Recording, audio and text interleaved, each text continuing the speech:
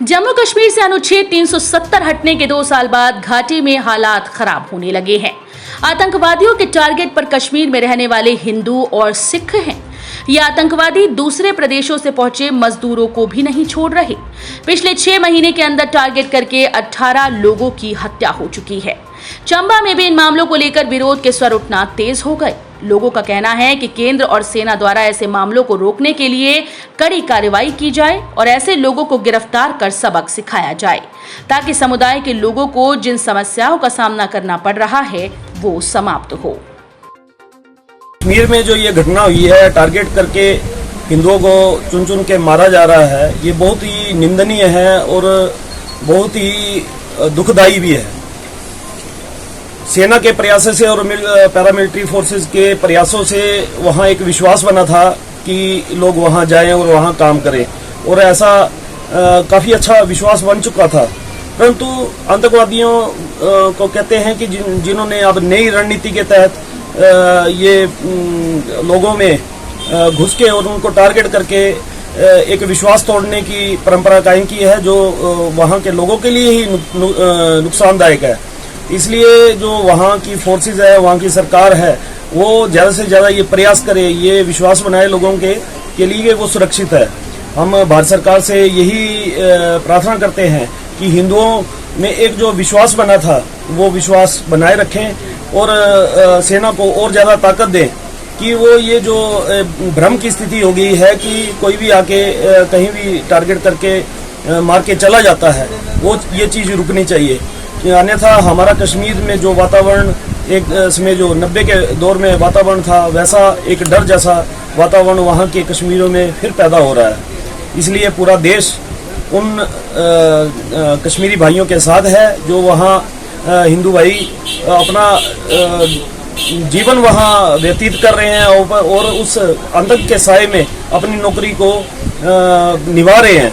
तो हमारा पूरे देश का समर्थन उन लोगों के साथ है।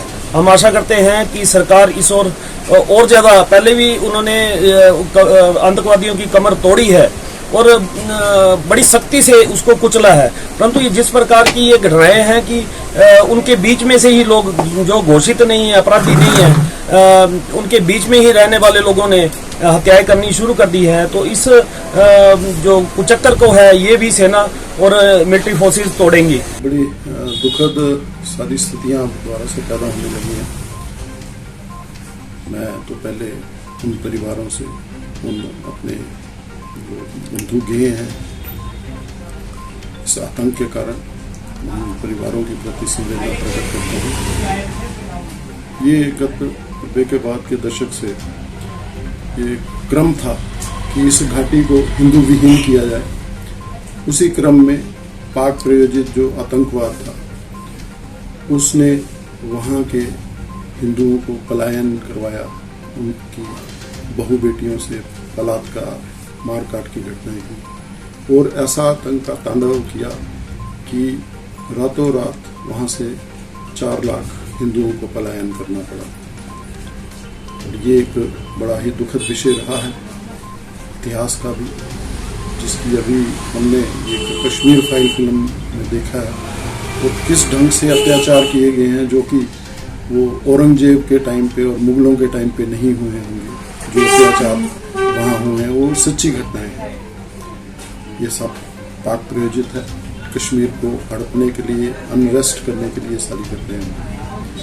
पर जब से ये मोदी सरकार आई है तो 370 धारा, जो कि एक बड़ा ही भगीरथ प्रयास था, एक बहुत बड़ा कदम था 370 धारा हटाना, जो कि हम सोच भी नहीं सकते कि हमारे जीवन काल में ऐसी कोई घटना हो सकती है।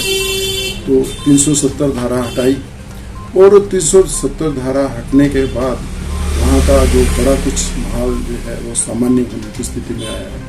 अभी हम भी न्यूज़पेपर में, मीडिया में देखते हैं कि किस तरह से वहाँ पे टूरिस्ट जो हैं दोबारा से उसी स्थिति में जा रहे हैं और एक अच्छा माहौल बन रहा है। पर उस सारे अच्छे माहौल को जो आतंकवादी हैं, जो प्रायोजित वहाँ से पाक से बैठे हुए लोग हैं, या कुछ वहाँ के जो ऐसे सो कॉल्ड कट्टर लोग हैं जो कि नहीं चाहते कि एक सामान्य स्थिति बने।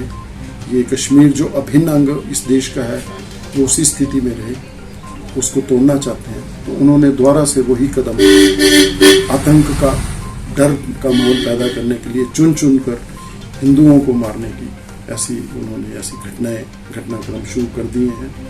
पर ये समाज, ये राष्ट्र ना पहले झुका है ना कभी झुकेगा। डट के मुकाबला पहले भी सभी ने किया है, अब तो और जोर से करेंगे, क्योंकि अब वो पहले वाली स्थिति रही भी नहीं है। 370 धारा वहाँ है भी नहीं, तो ये सब कुछ हो जाएगा। ये जरूर है कि हमारे कुछ भाइयों ने, कुछ बहनों ने अपनी जान दी है, तो वो शहीद हैं हमारे देश के, जिन्होंने अपनी जान की कुर्बानी करके इस देश को अक्षुण अखंड रखने के लिए प्रयास किया है, कर रहे हैं। तो हमारी उन परिवारों से, उन दिव्य आत्माओं से, उन पुण्यात्माओं से प्रार्थना है कि अपने चरणों में स्थान दें।